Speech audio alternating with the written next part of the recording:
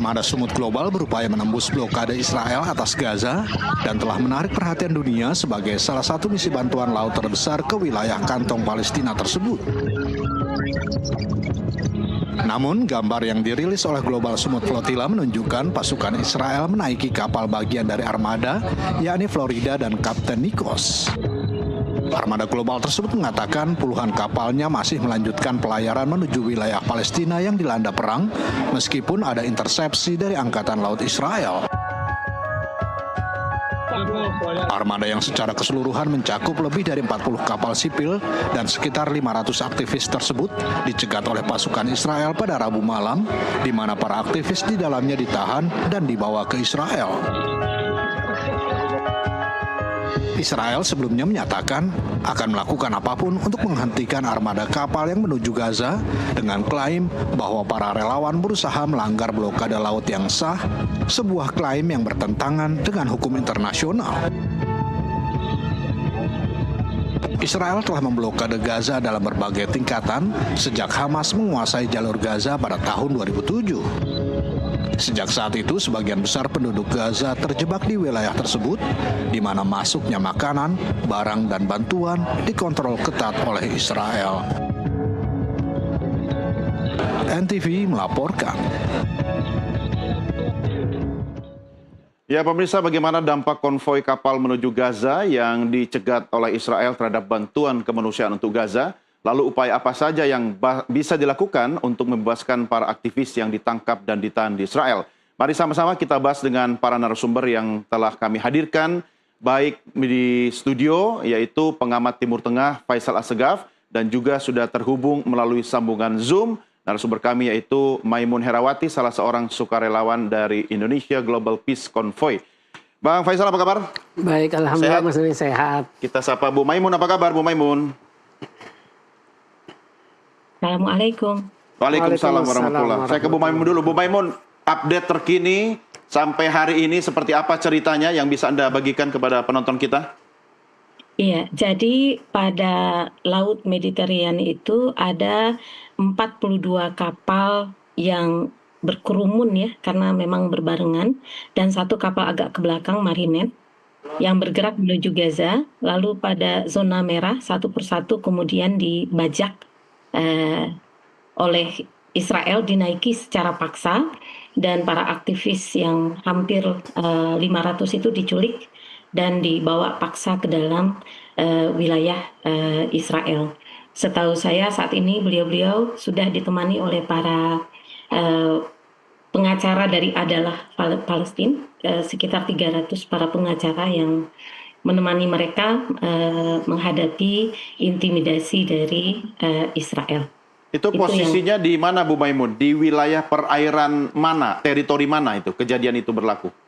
Kejadian itu antara 60 mile, sekitar 80 kilometer dari wilayah Gaza. Jadi masih di perairan internasional. Oke, zona ekonomi eksklusif ya, perairan internasional ya. Tapi kemudian bukan? Perairan internasional. Perairan internasional, oke. Artinya kalau ada tanda petik tadi Anda katakan dibajak oleh tentara Israel di sini ya, mereka menggunakan identitas kemudian fasilitas tentara Israel begitu? Iya, betul, oleh IDF. Oke, IDF, Israel Defense Force. Apa yang dilakukan pertama kali? Memberikan peringatan atau nempel langsung naik ke kapal? Mereka meminta supaya konvoi menjauh dari wilayah yang kata mereka war zone, ya, wilayah perang. Zona perang. Zona perang. Tapi sejatinya yang terjadi adalah blokade ilegal terhadap bangsa Palestina yang ada di Gaza. Yeah. Karena wilayah tersebut adalah milik sah dari pemerintahan Palestina yang ada di Gaza sampai 24 mile, dan selanjutnya adalah zona ekonomi eksklusif yang kemudian orang-orang internasional dibolehkan untuk mendatanginya jika kemudian ada komunikasi dan seterusnya. Yang kita tahu ICJ, International Court of Justice, pada bulan Juli 2024 itu sudah mengeluarkan keputusannya bahwasanya apa yang dilakukan oleh Israel di tepi barat dan di Gaza memblokade itu adalah pelanggaran terhadap hukum internasional. Dan kita juga tahu bahwasanya pada bulan Agustus 2025 Komisi Independen PBB September 2025 Komisi Independen PBB sudah mengatakan bahwasanya terjadi genosida di Gaza dan dilakukan oleh Israel. Ya, Bu Maimun. Oke, saya pengen tahu kondisi teman-teman selama proses itu, dan sebagian kan sudah dibawa ke wilayah Israel. Apakah masih ada komunikasi? Apa yang bisa Anda sampaikan? Ya, komunikasi yang dilakukan itu melalui pengacara yang sudah mendapatkan power of attorney. Jadi informasi terakhir adalah semua dalam keadaan yang baik, dan video yang kemudian keluar disampaikan kepada kami saat Ben Gvir keluar dari ruangan setelah melakukan intimidasi kepada aktivis kemanusiaan yang dia culik, itu terdengar kata-kata Free Palestine, dan ini tidak sekali dua kali. Di dalam CCTV saat saya karena bagian dari command center mengikuti secara intens apa yang terjadi kepada teman-teman kami di kapal-kapal, kalimat defiance sumut, ketabahan, keteguhan itu selalu disampaikan oleh kawan-kawan yang berlayar. Free Palestine, you come here, you stop us, but we will come back, begitu ya. Jadi semangat dan moralitas moral ya, semangat dari teman-teman itu tetap tinggi. Mereka karena memang kami dilatih untuk memahami resiko yang ada pada saat kami ikut dengan konvoi kemanusiaan ini. Dan salah satunya memang penculikan di perairan internasional, dan kita tahu kita sedang berhadapan dengan penjahat kemanusiaan. Ben Gvir sudah ICC, International Criminal Court, sudah mengeluarkan perintah tangkap untuk Netanyahu dan Ben Gvir. Kita berhadapan dengan orang yang secara sah dianggap oleh ICC sebagai penjahat kemanusiaan, jadi tidak ada rasa takut. Ya, dan artinya Anda sudah tahu dan teman-teman risikonya apa, termasuk ditangkap, dan tadi Anda menggunakan diksi diculik ya. Anda menggunakan istilah pembajakan karena itu berlaku di perairan internasional. Begitu ya, Bu Maimun ya? Betul. Oke, tahan dulu. Saya ke Bang Faisal dulu. Ini satu hal yang sebenarnya Bang Faisal risikonya sudah diketahui teman-teman. Tapi seperti Israel memang nggak ada yang bisa jewer dia. Komentar Anda? Ya, pertama saya mau mengomentari Global Sumut Flotilla ini sebenarnya bentuk kekecewaan. Karena kepada pemerintah negara masing-masing, kepada dunia yang tidak bisa pemerintah kita? Iya, tidak bisa menghentikan genosida. Ini kan aktivis kemanusiaan dari berbagai kalangan, ada anggota parlemen, ada aktivis, terus kemudian ada dokter, ada wartawan juga ikut di sana. Ya, ini sebenarnya salah satu alternatif untuk bagaimana mereka bisa sampai menembus blokade yang sudah berlangsung dari 2007. Ya, termasuk berarti pidato Presiden Prabowo di PBB tidak berdampak apa-apa dong? Ya, malah ada blunder yang dilakukan Prabowo ketika dia, karena selama 2 periode pemerintahan Jokowi sebelumnya, itu kan suara diplomasi kita tentang isu Palestina selalu dikeluarkan Menteri Luar Negeri Retno Marsudi. Tidak pernah ada embel-embel tambahan ketika Bu Retno bilang bahwa kita membela perjuangan bangsa Palestina, tidak pernah ada tambahan kita akan mengaku Israel kalau Israel mengakui Palestina. Itu satu, nggak ada embel-embel itu. Yang kedua, tidak ada pernah keluar bahwa kita menyatakan pentingnya jaminan keamanan dan keselamatan bagi Israel. Itu kan aneh, pidato yang sangat aneh ketika para pemimpin dunia berkumpul di sidang majelis umum itu sendiri, genosida masih berlangsung. Tiba-tiba presiden kita berbicara tentang pentingnya menjaga keamanan dan keselamatan dari negara pelaku genosida. Termasuk juga malah Perdana Menterinya kan hadir, masih dikasih tempat. Ya itu. Oke, artinya ketika upaya diplomasi dilakukan oleh negara kita di forum PBB, itu tidak membuat upaya teman-teman yang di lautan internasional sana itu kemudian keamanannya terjamin atau malah bisa mencapai tujuannya begitu? Enggak. Enggak. Karena memang sudah bisa dipastikan Israel pasti akan menghentikan. Jangankan menghentikan para warga sipil, ini kan semua warga sipil. Menghentikan negara-negara seluruh dunia aja Israel mampu untuk tidak memberikan sanksi. Karena dukungan Amerika tadi. Harusnya kan yang disampaikan dalam pidato itu adalah bagaimana mengkampanyekan, mengkonsolidasikan kampanye global untuk memberikan sanksi politik, ekonomi, militer, sosial budaya kepada Israel. Dan menyerukan semua negara, karena ini kan sudah ditetapkan oleh ICC, Mahkamah Internasional, sudah mengeluarkan surat perintah penangkapan terhadap Perdana Menteri Netanyahu dan mantan Menteri Pertahanan Yoav Gallant.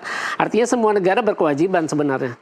Tanpa melihat apakah mereka menandatangani ICC, karena ini kan penjahat kemanusiaan, penjahat perang, udah jelas-jelas melanggar hukum internasional, melanggar prinsip PBB. Penjahat dari segala penjahat begitu ya? Iya. Cuma Bang Faisal, saya mau tahu dari konteks geopolitik apa yang dilakukan teman-teman ini, ya IGPI ini, mampukah kemudian membuka mata dunia? Setidaknya kalau memang belum ada upaya yang bisa menekan Israel, tetapi kan ini adalah salah satu upaya nyata, sipil lagi gitu kan? Iya, ya saya kira ini salah satu upaya untuk kita tahu sebelum terjadinya serangan 7 Oktober terus perang sampai sekarang 2 tahun kan nggak ada yang berbicara tentang Palestina. Palestina nggak jadi perhatian, tidak ada di Eropa, di kota-kota besar Eropa itu nggak pernah ada demo ribuan orang, termasuk di Indonesia sekalipun.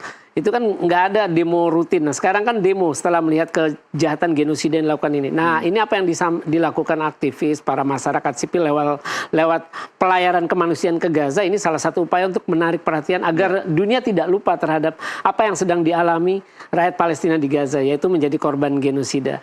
Hanya saya menyayangkan memang panitianya tidak, koordinasinya kurang baik. Saya tidak tahu ada berapa kepanitiaan di sana, karena yang saya dapat cerita, ada 20 aktivis yang tertinggal di Pulau Sisilia, yaitu Bu Wanda Hamidah dengan Fatur Rahman dari Aqsa Working Group. Nah dari Pulau Sisilia itu kan ada 44 kapal yang terus melaju berlayar ke Pulau Kreta terus lanjut ke Gaza. Yang saya sayangkan kenapa 20 orang ini tidak disebar ke masing-masing satu kapal dari 44 kapal itu. Artinya kan ini tidak ada koordinasi. Itu yang sangat saya sayangkan karena mereka berangkat sama-sama dari negara masing-masing dengan tujuan yang sama untuk mencoba menembus blokade Gaza. Itu yang sangat saya sayangkan. Itu yang harus dijawab oleh Bu Maimun. Sekaligus Bu Maimun, apa yang bisa Anda sampaikan terkait dengan apa yang ditanyakan oleh Bang Faisal? Bahwasanya ada teman kami yang tertinggal di Italia, begitu maksudnya Pak Faisal. Iya. Terkait koordinasi juga berarti ya Bu ya? Iya, jadi begini Pak, sebenarnya rencana berangkat kapal itu Pak Faisal, dari Italia itu 22, dari Tunisia 21, Spanyol 22, Tunisia 21, dari Italia 17, dari Yunani 6. Tetapi Pak, kapal yang 21 dari Tunisia pada saat berangkat itu hanya bisa 10 Pak, itu pun satu-satu. Yang sehat secara fisik dan secara surat menyurat hanya 5 awalnya. Lalu 5 yang terakhir itu kemudian dengan berbagai cara bisa berangkat, tapi memang agak terlambat. Seperti kapal Mbak Wanda Kaisar, kapalnya Bang Fatur itu Komar yang isinya 6 orang. Dan seperti ini maksudnya soal kapasitas kapal begitu Bu?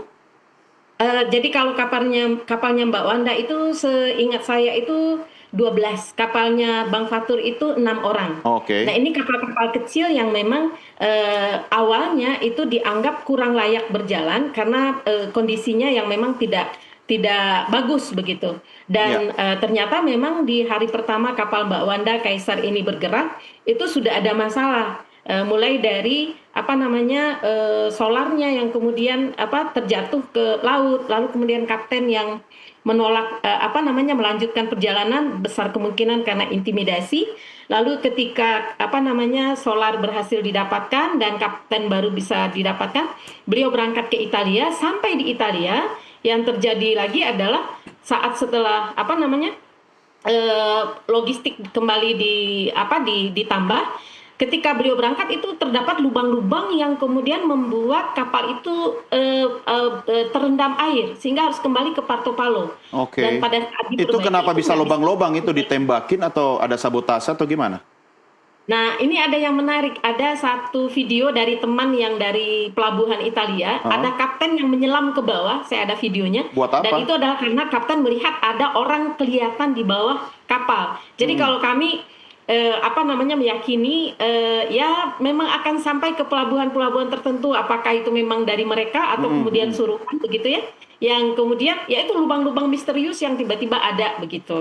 Ini cuma salah satu dari dari sabotase yang terjadi saja. Ketika KPI Kaiser ini tidak bisa berangkat, maka kemudian diusahakan supaya Mbak Wanda bisa naik Asia X1. Itu sudah diurus oleh tim dari Indonesia. Nah, akan tetapi di tengah perjalanan 2 kapal ini juga kemudian rusak dan harus kembali ke Parto Palo. Sedangkan Pak, punten saya harus menyelesaikan ini. Sedangkan kapal observer itu harus segera menemani kontingen yang 42 kapal supaya jika terjadi macam-macam tim observer ini bisa merekam dan seterusnya. Bu Maimun, maaf Bu Maimun, saya akan berikan kesempatan Anda untuk menjelaskan secara komprehensif nanti, karena sekarang saatnya sudah waktu maghrib untuk Jakarta. Nanti akan saya tanya lagi.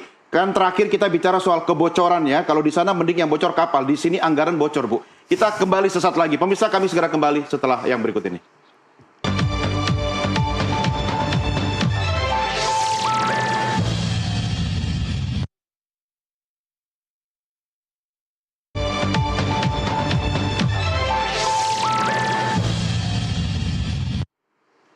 Terima kasih masih bersama kami pemirsa. Kita lanjutkan diskusi kita. Saya masih berbincang dengan Bang Faisal Assegaf dan juga dengan Bu Maimun Herawati. Bu Maimun, silahkan dilanjutkan tadi soal kebocoran anggaran, soal kapal yang bocor tadi gimana itu? Iya, jadi kan kapal Mbak Wanda yang pertama Kaiser itu bocor ya. Dan memang kalau kata Mbak Wanda, either it's too old, memang apa udah terlalu tua kapalnya atau memang ada yang ngebocorin begitu. Nah, jadi kemudian kembali lagi ke Parto Palo, lalu mendapatkan pengganti kapal Asia. Nah, Asia apa X1, 2 kapal ini yang kemudian akan digunakan oleh teman-teman yang kapalnya rusak tadi. Kapasitasnya sama, jumlah penumpang yang bisa diangkut juga sama? Enggak, sama seperti Tunisia. Pada saat kami di Tunisia, kami tidak berangkat karena kapalnya kan yang bisa berangkat dari 21 hanya 10. Di Italia juga begitu. Jadi dari 5 kapal yang rusak saat itu, Komar, Mawal, Kaisar, Yaman, saya lupa satu lagi, itu yang bisa didapatkan kapal penggantinya 2, Asia sama X1. Sehingga di Porto Palo, Italia juga terjadi lagi proses pengurangan orang yang bisa berangkat, Pak Doni. Mbak Wanda termasuk alhamdulillah yang bisa berangkat dengan 2 kapal pengganti ini. Tapi qadarullah di perjalanan dua-duanya juga rusak dan harus kembali lagi ke pelabuhan Parto Palo. Ya saya juga sempat beberapa hari lalu juga komunikasi dengan Mbak Wanda melalui Zoom dan ternyata seperti yang Anda sampaikan Bu Maimun itu yang terjadi. Saya kembali ke Bang Faisal. Ini kan peran aktor non-negara, ya kan? Semakin meneguhkan statement Anda bahwa negara, termasuk kita maksudnya, itu tidak punya kekuatan dan dampak apa-apa terhadap perjuangan terhadap Israel begitu. Iya, ya kalau kita lihat kemarin ini kan semua berbicara tentang solusi 2 negara, negara Palestina merdeka dan berdaulat dalam konteks pengakuan. Artinya ini terlalu jauh ketika berbicara tentang kemerdekaan Palestina, membebaskan Gaza dari blokade Israel aja nggak mampu. Banyak poin-poin yang memang yang harus sebenarnya itu lebih penting diutamakan dulu. Bagaimana menghentikan genosida, itu aja nggak mampu udah mau 2 tahun. Bagaimana menghukum Israel, itu aja kita tidak mampu. Bagaimana mengadili Netanyahu dan Galan, itu juga tidak mampu. Belum lagi bagaimana permukiman ilegal Israel di tepi barat, belum tembok pemisah.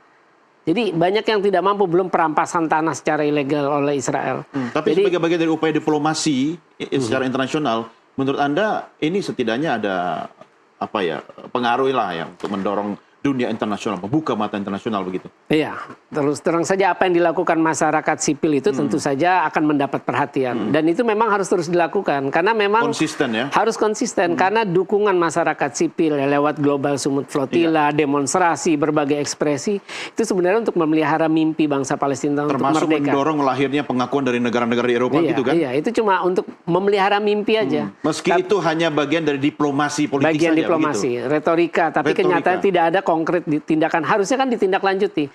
Malah kalau saya bilang sebenarnya Palestina tuh nggak butuh pengakuan untuk saat ini ya. Yang segera itu bagaimana mereka menerapkan sanksi politik, ekonomi, militer, sosial budaya, tapi kan itu tidak dilakukan. Sekarang misalkan kita ambil contoh Inggris. Inggris mengakui negara Palestina, tapi dia tidak memutuskan hubungan diplomatik dengan Israel. Iya. Terus suplai senjata mereka masih melakukan. Emangnya pengakuan pada satu negara harus memutus hubungan diplomatik dengan negara lain? Maksud saya ini untuk memberikan hukuman.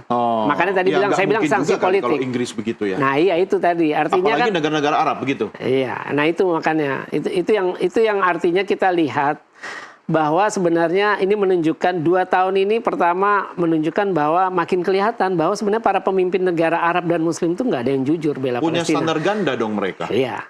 Tentu saja ketika mereka berbicara tentang bagaimana kemerdekaan Palestina, bagaimana dukungan terus, tapi kan hubungan tetap jalan. Ada yang hubungan intelijen, ada yang hubungan ekonomi, ada yang hubungan sosial budaya, itu kan tetap jalan. Hubungan dagang. Termasuk sama Indonesia begitu Indonesia juga kan termasuk juga ada punya hubungan dagang dengan Israel. Saya khawatir statement Anda setiap kita ketemu bahwa Palestina adalah negara khayalan itu memang akan terjadi. Tetapi kan tidak boleh kita diam, harus ada usaha, begitu kan? Iya. Saya ingat dari zaman saya celana pendek, nonton Dunia Dalam Berita, peristiwa Israel-Palestina dari Presiden Yasser Arafat, sampai hari ini kita masih muter-muter di situ. Iya. Ya kan? Apa yang menurut Anda bisa dilakukan paralel nih? Masyarakat sipil, aktor non-negara, organisasi, bangsa-bangsa, dan sebagainya. Harusnya kan bareng gitu loh. Nggak bisa sporadis atau sendiri-sendiri. Dalam konteks sistem internasional yang representasinya PBB itu udah tidak adil. Tidak adil untuk negara kecil termasuk Palestina. Tapi kan nggak bisa ada PBB perjuangan atau PBB lain. Ya itu tadi, selama hak veto tidak diubah mekanismenya, itu percuma. Kita mau berbicara di konteks PBB di arena internasional kan paling tinggi PBB representasinya. Itu percuma. Nggak akan ada pengaruhnya. Nah terus dalam konteks masing-masing negara, itu kan kita lihat tidak ada yang benar-benar melakukan terobosan. Kita tahu ketika serangan awal 7 Oktober, Erdogan bagaimana dia dengan lantang melakukan retorika tentara Nazi, Netanyahu Nazi, tapi kan sekedar retorika. Tidak mungkin kita mengharapkan Turki yang punya hubungan diplomatik dengan Israel, negara-negara Arab, super tajir, Arab Saudi, Kuwait, Qatar, Bahrain, Oman, yang mengandalkan keberlangsungan negara dan rezimnya pada sistem pertahanan Amerika, akan berani menyerang Israel. Itu kan tidak akan mungkin Markas terjadi. PBB juga menurut saya salah tempat itu. Ya kan, Amerika bisa memblokade visa kepala keluarga negara kan. Harusnya markas PBB di mana? Di Swiss atau di IKN mungkin. Tapi yang jelas itu tadi, kalau memang tidak bisa mengubah sistem mekanisme hak veto tidak bisa dihapus atau diubah dalam model voting suara terbanyak, ya saya kira ya negara-negara pendukung Palestina ya harus melakukan terobosan. Salah satunya boykot, keluar rame-rame sampai negara PBB. Pemegang hak veto itu setuju bahwa ini harus diubah sistem hak veto itu. Kalau enggak ya kita cuma jalan di tempat. Iya. Indonesia pernah lakukan itu di era Presiden Soekarno, berani keluar dari PBB. Iya, 1950 apa? Iya. Apa yang bisa Anda sampaikan kepada teman-teman Global Sumut yang sekarang masih terus berjuang? Ya, saya berharap ya nanti untuk istilahnya kontingen selanjutnya persiapannya harus lebih baik. Nah itu persiapan di lapangan, persiapan logistik, termasuk persiapan kapal, perizinan itu harus dipastikan dan keamanan itu harus keamanan agar bisa berlayar gitu. Jangan udah jauh-jauh dari Indonesia sampai di sana ternyata kapalnya rusak. Terus kaptennya ini, terus disabotase, itu kan artinya persiapannya harus lebih matang, baik dari panitia secara terpusat di sana maupun panitia dari Indonesia. Iya, atau mungkin saja ada sabotase sejak dari Indonesia berangkat sudah menjadi bagian dari tim. Itu saya kurang paham, tapi saya nggak yakin sabotasinya tidak mungkin seperti itu ya. Mungkin, ya. Iya, tapi sabotase di sana itu sangat mungkin. Kalau dengar cerita dari Ibu tadi sangat mungkin. Iya, ini yang harus dijawab oleh Bu Maimun. Gimana Bu Maimun terkait dengan koordinasi dan langkah berikutnya seperti apa agar tidak ada kendala?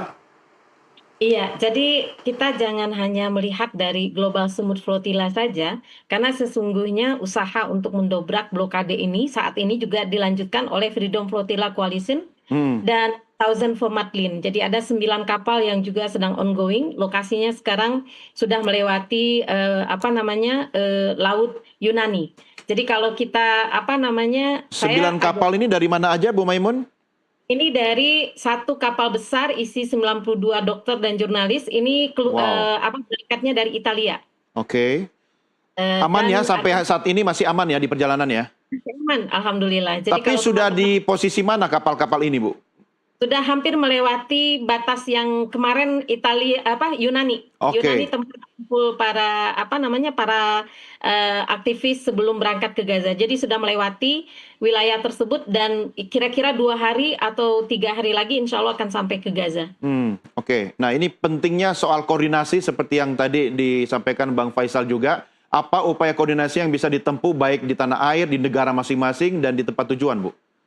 Iya, jadi apa yang disampaikan Pak Faisal saya bisa paham ya Pak ya. Tapi ini adalah gerakan yang melibatkan 700 partisipan dengan 44 negara Pak Faisal.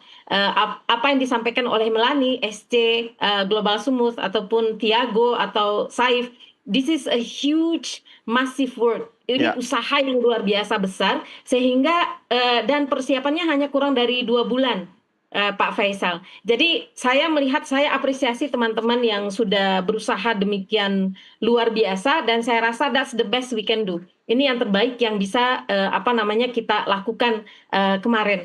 Adapun hasilnya saya rasa ini pun juga hasil yang luar biasa karena Pak Faisal harus tentu mengikuti ya bahwasanya Italia shutdown karena aktivis teman-teman yang ada di Italia sudah mengatakan kalau Global Smooth Flotilla diganggu, kalau kehilangan komunikasi dengan mereka 20 menit, maka kapal-kapal Genoa ataupun kemudian berbagai aktivitas ekonomi akan dihentikan. Dan itu yang terjadi di Italia saat ini. Jadi saya rasa ini sudah berhasil Pak Faisal. Ini bukan sebuah kegagalan. Dan apakah akan ada kemungkinan untuk komunikasi koordinasi lebih baik? Insya Allah. Dan ini yang sedang juga kita usahakan. Kalau memungkinkan kita akan membawa kapalnya dari Indonesia karena kita negara maritim dan kita punya pengalaman yang juga sama bagusnya dengan teman-teman yang ada di Yunani dan Italia. Insya Allah kenapa enggak kapal finisi dari Nusantara menuju Gaza membuka blokade ilegal dan membawa bantuan kemanusiaan dan kemudian menghadirkan koridor kemanusiaan bisa digunakan oleh semua orang yang ingin membela bangsa yang terjajah oleh Israel. Menarik sekali itu Bu, kita dukung. Tetapi kalau kapal berangkat dari Indonesia, saya ingatkan Bu Maimun dan teman-teman, pastikan dengan teliti memeriksa semua kapal dari ujung ke ujung. Saya khawatir ada kebocoran, bukan cuma di kapal, tapi juga anggaran mempersiapkan kapal itu. Bu Maimun, kenapa kami bertanya, Pak Faisal bertanya soal itu? Ini kan teman-teman yang berjuang, yang ratusan orang jumlahnya ini kan punya satu misi yang sama. Tetapi ketika mereka juga kurang koordinasi, kemudian di lapangan menemukan kendala, ada yang kemudian sakit, lelah, atau tekanan mental, itu kan malah jadi beban tanda petik ya dari upaya untuk membantu teman-teman Palestina. Ini harus dikoordinasikan dengan baik. Apa yang bisa Anda sampaikan? Siap. Pelajaran kami ambil dari pengalaman yang kemarin dan insya Allah akan menjadi catatan pada saat insya Allah berkoordinasi, bekerja lebih masif dengan strategi yang lebih bagus ke depan insya Allah menjadi bagian dari membantu Palestina berjuang merdeka seperti amanah Undang-Undang Indonesia, penjajahan di atas dunia harus dihapuskan. Terima kasih dan mohon doa semua dari teman-teman. Ya, tentu kami doakan. Apakah ada upaya atau wacana untuk kemudian melakukan perjuangan tidak melalui jalur laut saja, Bu Maimun? Jalur darat itu sudah dilakukan bulan Juni yang lalu, Pak Doni. Ribuan teman-teman, termasuk juga yang ada di 30 orang yang berangkat kemarin lewat Tunisia, itu sudah berusaha mendobrak juga blokade terhadap Gaza melalui Rafah. Nah, ini digagalkan baik oleh Libya ataupun oleh Mesir, pemerintahan Libya atau oleh pemerintahan Mesir. Maka kemudian opsinya memang kita lihat yang paling mungkin itu lewat laut. Karena di laut ada jalur high seas namanya, atau laut internasional yang boleh diikuti, boleh digunakan oleh siapapun. Kita menggunakan hak itu dan kita ingin bisa sampai ke Gaza tanpa gangguan dari penjajah Israel. Ya, baik. Bang Faisal, ini diucapkan oleh Bu Maimun. Mesir aja, ya kan? Bukannya bantu, bukannya dukung gitu kan. Saya nggak habis pikir, taruhlah misalnya Mesir atau Turki gitu kan, ya. Harusnya ada dong upaya konkret yang bisa mereka lakukan. Ini soal standar ganda atau memang kepentingan ekonomi lebih dominan dibanding kemanusiaan? Ya, kepentingannya kan kalau kita lihat Mesir punya hubungan diplomatik. Negara Arab pertama yang punya hubungan diplomatik dengan Israel Mesir tahun 79. Termasuk ke Indonesia loh. Dia mengakui kita pertama kali loh. Iya. Iya kan? Iya. Terus juga Turki. Turki malah negara Muslim pertama sejak 1949. Jadi ya saya kira ya naif kalau kita mempercayai negara-negara yang punya hubungan diplomatik dengan Israel bakal jujur membantu perjuangan bangsa Palestina. Jadi selama ini mereka bohong-bohongan aja nih. Ya, diplomasi lip service aja. Ya sekedar untuk inilah apa sih istilahnya komoditas politik dalam negeri, bagaimana menjaga konstituen, bagaimana menjaga popularitas. Karena kan sebenarnya yang menjalin hubungan diplomatik itu kan penguasanya. Rakyatnya pada umumnya tetap demonstrasi. Kita tahu di Mesir waktu itu di Rafah ramai, terus juga di Turki juga depan konsulat, terus depan kedutaan besar. Dan ya kita lihat juga kedutaan besar Israel di Mesir masih beroperasi, kedutaan Turki di Tel Aviv juga masih beroperasi. Jadi ya mereka ya itu tadi komoditas lah untuk di dalam negeri bagi pemimpinnya. Oke, taruhlah negara-negara Arab yang secara geografis berbatasan dengan Palestina, Israel di darat, ya kan? Lalu bagaimana dengan efektivitas bantuan lewat laut ini? Ya lewat laut ini ya tadi kan itu kan butuh pertama perjuangan karena lewatin laut dalam kan, laut yang gelombang, laut Mediterania, belum laut yang lain. Dari Indonesia juga udah jauh, belum dari Tunisia. Nah itu memang pertama kalau kapal laut tentu daya tampung kalau kapalnya besar. Ini kan kalau kita lihat ini kan perbedaannya kan dengan Mavi Marmara tuh berbeda. Ketika kasus kontingen pertama misi kemanusiaan 2010 Mavi Marmara itu kan satu kapal, kapal besar. Jadi koordinasi lebih mudah lah, walaupun pesertanya dari berbagai negara. Karena saya juga pernah diundang untuk Mavi Marmara, tapi kenyataannya Israel sama. Itu sebenarnya udah bisa ditebak apa yang akan dilakukan Israel.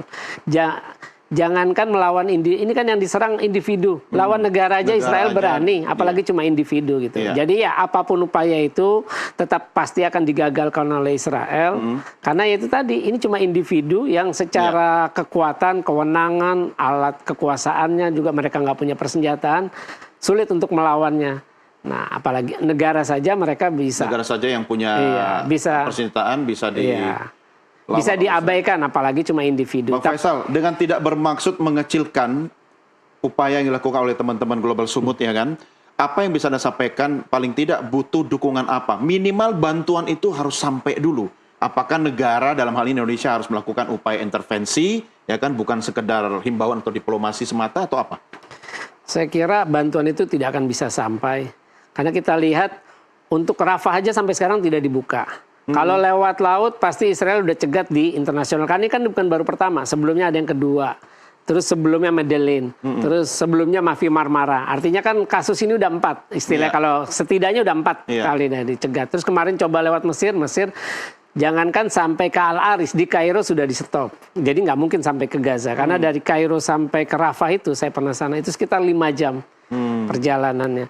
Nah, untuk konteks negara, Indonesia, terus negara-negara Eropa itu lewat pesawat.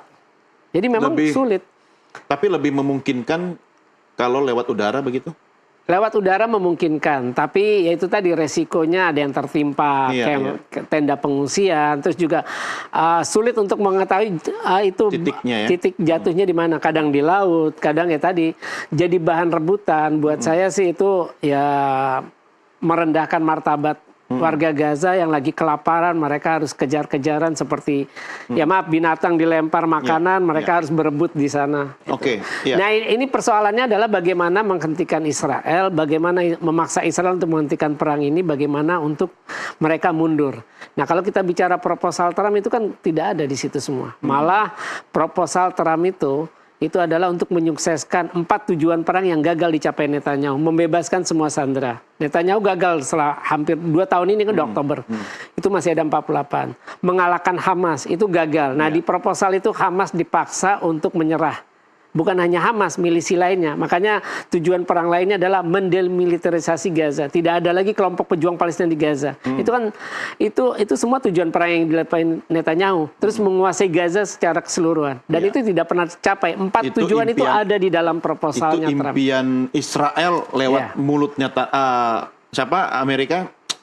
Trump. Trump ya kan? Iya. Ya, artinya 11-12 lah ya. Iya. Oke, sebentar Bang. Saya ke Bu Maimun dulu. Sekaligus ini catatan Bu Maimun buat perjuangan Anda dan teman-teman. Ada masukan dari Bang Faisal tadi, karena tidak akan semakin mudah, tetapi tantangannya tentu akan ada di depan mata. Apa yang bisa Anda sampaikan dan optimisme Anda untuk berikutnya? Pak Faisal, salam kenal ya Pak ya. Ada satu yang belum Bapak sampaikan, bahwasanya saat ini ada grup di UN yang sedang membangun gerakan untuk Uniting for Peace for Gaza. Yang ini akan bisa melewati hak veto di Amerika di Dewan Keamanan. Ini sudah pernah digunakan juga dulu Uniting for Peace untuk menghentikan kejahatan perang, dan ini bisa dilakukan kembali, dan ini sedang dilakukan oleh 30 anggota The Hague Group yang di dalamnya ada Afrika Selatan, di dalamnya juga ada Malaysia yang menjadi orang-orang yang menyeret Israel ke ICJ. Jadi kalau saya optimis dari sebuah lini dari semua lini bekerja, lini teman-teman politisi dan pemerintahan yang ada di grup The Hague Group ini, termasuk apa yang dilakukan oleh Presiden Kolombia Pak Petro yang kemudian mengusir dubes Israel dari tempatnya, dan kemudian meminta yang siap bersama dengan beliau untuk mengirimkan pasukan menghentikan genosida. Ini semua adalah capaian yang luar biasa, dan tekanan yang dilakukan oleh masyarakat sipil melalui Global Summit Flotilla ini yang kemudian menekan pemerintah di berbagai negara melakukan hal-hal yang selama ini kita tidak pernah terbayangkan akan mereka lakukan, termasuk Keir Starmer. Walaupun hanya omon-omon ya, lip service, tapi dia terpaksa mengakui Palestina sebagai negara merdeka, which is really good. Ya. Nah ini semua menimbulkan harapan ya Bu ya. Tanpa tekanan sipil yang sebagiannya ada di Global Summit yang tadi itu sulit untuk kita dapatkan Pak Faisal. Jadi betul, secara logika normal kalau kemudian tujuannya adalah membawa bantuan, memang bisa dikatakan sulit. Tetapi yang sedang kami tunjukkan dengan gerakan sipil ini, dan Pak Faisal juga pernah ikut Mafi Mamarat, yang sedang kita tunjukkan adalah ketika pemerintahan berbagai negara gagal melakukan membawa bantuan menghentikan genosida, masyarakat sipil bergerak. Jadi terasa dan dia multiply menjadi gelombang tsunami gerakan yang kemudian kita lihat bagaimana Italia, Jerman, Belanda, masyarakat sipil turun ke jalan, menekan pemerintahnya untuk bersikap lebih keras terhadap Israel. Saya rasa ini adalah sebuah keberhasilan. Ya, baik. Komentarnya Bang Faisal? Saya belum pernah ikut Mafi Marmara, cuma waktu itu diundang untuk ikut Mafi Marmara. Ya itu tadi, semua ini sebenarnya dalam kalkulasi Israel. Jadi Israel ini kan bukan perang pertama, perang yang kelima, perang Gaza kelima. Dan Israel sudah mengkalkulasi. Jadi masyarakat sipil memang benar, saya mendukung masyarakat sipil untuk mengungkap dalam berbagai ekspresi untuk mendukung perjuangan Palestina. Tapi itu tadi, itu untuk memelihara mimpi bangsa Palestina untuk merdeka. Selama para pemimpin negara Arab dan Muslim yang istilahnya domain terbesarnya untuk mendukung Palestina ini tidak serius, tidak jujur, tidak solid, melakukan terobosan. Kan selama ini nggak ada terobosan. Buat saya solusi dua negara itu bentuk frustasi. Frustasi, mereka bingung mau nyelesain Palestina dari mana. Bagaimana bisa berbicara tentang negara Palestina, blokade Gaza aja mereka nggak bisa maksa Israel untuk cabut. Gimana tiba-tiba lompat ke bicara solusi dua negara, genosida yang di depan mata udah 2 tahun aja nggak bisa mampu menghentikan. Bagaimana bicara tentang solusi dua negara, sedangkan pemukiman ilegal itu dari tahun 48 sejak Israel terbentuk, itu tidak bisa dipaksa, dunia nggak bisa maksa Israel itu untuk... sebabnya kalau pemimpin-pemimpin negara Arab tidak bisa bersepakat, walaupun secara diplomasi mereka menunjukkan dukungan, tetapi kenyataannya mereka juga tidak ada bukti konkret. Tapi masyarakat sipil lewat upayanya kan paling tidak ada hasil. Iya memang. Itu maksud saya gitu. Itu apa yang dilakukan masyarakat sipil itu untuk memelihara mimpi bangsa Palestina merdeka. Jadi maksud saya jangan biarkan rakyat Palestina itu nggak punya mimpi lagi. Mimpi itu yang harus dipelihara. Nah makanya upaya masyarakat sipil lewat seminar, lewat demonstrasi, lewat ya itu tadi upaya untuk menembus Gaza, itu sebenarnya untuk memelihara mimpi bangsa. Biar bangsa Palestina punya mimpi, jangan sampai mereka putus asa. Harus konsisten. Tapi untuk merealisasikan mimpi itu tadi perlu kesolidan, perlu keberanian, perlu kejujuran dari para pemimpin negara. Termasuk mengirimkan bantuan harus konsisten. Iya, harus konsisten. Itu. Cuma kan kendalanya tadi itu, kita tidak bisa maksa Israel buka perlintasan darat. Padahal itu yang paling efektif. Walaupun sudah ada resolusi Majelis Umum yang sifatnya memang tidak mengikat. Baik. Bu Maimun, ini jangan dianggap sebagai sebuah upaya pelemahan semangat Anda dan teman-teman ya, tetapi kan banyak cara untuk kita melakukan sebuah misi, tentunya dengan menggabungkan berbagai kekuatan termasuk pengalaman-pengalaman para pihak. Apa yang bisa Anda sampaikan baik kepada teman-teman yang masih terus berjuang dan kepada masyarakat Indonesia? Sekaligus closing statement, silakan. Terima kasih Pak Doni. Kepada teman-teman sebangsa dan setanah air, Indonesia pernah berhutang luar biasa kepada Palestina pada saat kita belum merdeka dahulu. Pada 1944 bulan September, pemimpin Palestina Mufti Amin Husseini itu berpidato di radio berbahasa Arab di Jerman yang mendukung Indonesia merdeka sebelum Indonesia memproklamirkan kemerdekaan. Lalu pada 1946 orang kaya yang berasal dari Palestina itu juga mengosongkan rekening beliau untuk kemudian digunakan untuk pembiayaan upaya kemerdekaan Indonesia. Dan tidak lepas dari itu saja, Mufti Palestina ini juga kemudian menemani para pemimpin perjuangan kemerdekaan kita bertemu dengan orang-orang penting yang ada di negara Arab saat itu, wilayah Arab saat itu, sehingga walaupun mereka sendiri dalam tanda kutip sedang terjajah, sehingga pada saat kita mengetahui hutang budi bangsa kita kepada bangsa Palestina, sejatinya kita semua kemudian mencoba untuk betul-betul mendukung kemerdekaan Palestina, apalagi sesuai dengan amanat Undang-Undang Dasar 45, penjajahan di atas dunia harus dihapuskan, dan itu bisa kita lakukan dengan berbagai cara. Saya apresiasi Nusantara TV yang sudah memberikan waktu untuk berbicara tentang ini, dan saya yakin ada banyak teman-teman di rumah sana yang juga siap dengan jari-jarinya memainkan akun-akunnya untuk cek 1 2 3. Ya, lanjutkan Bu. Memenuhkan konten media sosialnya terkait perjuangan Palestina untuk merdeka. Yakinlah, insya Allah bersama kita akan bisa, dan yakinlah kemenangan itu dekat. Sebentar lagi menang. Israel itu udah sangat lemah kok. Siap. Oke, baik. Terakhir Bang Faisal, Bu Maimun, sebentar lagi menang. Mungkin kita perlu melakukan upaya protes seperti yang dilakukan Perdana Menteri Malaysia misalnya? Sekaligus closing statement. Ya kalau lihat pidato Prabowo sih sulit untuk mengharapkan untuk apa. Sampai sekarang kan belum ada pernyataan dari pemerintah untuk mengecam tindakan Israel menangkapi individu di laut internasional. Artinya kan diakui orang boleh melewati perairan internasional.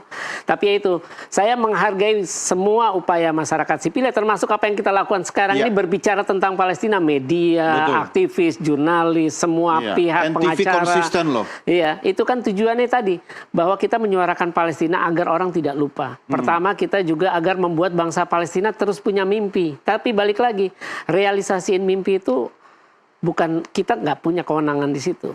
Tapi para pemimpin negara Arab Muslim itulah yang sebenarnya mereka yang punya kuasa untuk sebenarnya kalau mereka mau, kalau mereka jujur, kalau mereka solid, kalau mereka berani. Itulah yang bisa merealisasikan mimpi Palestina menjadi sebuah negara merdeka dan berdaulat. Baik, terima kasih. Kalau saya lebih suka diksi impian.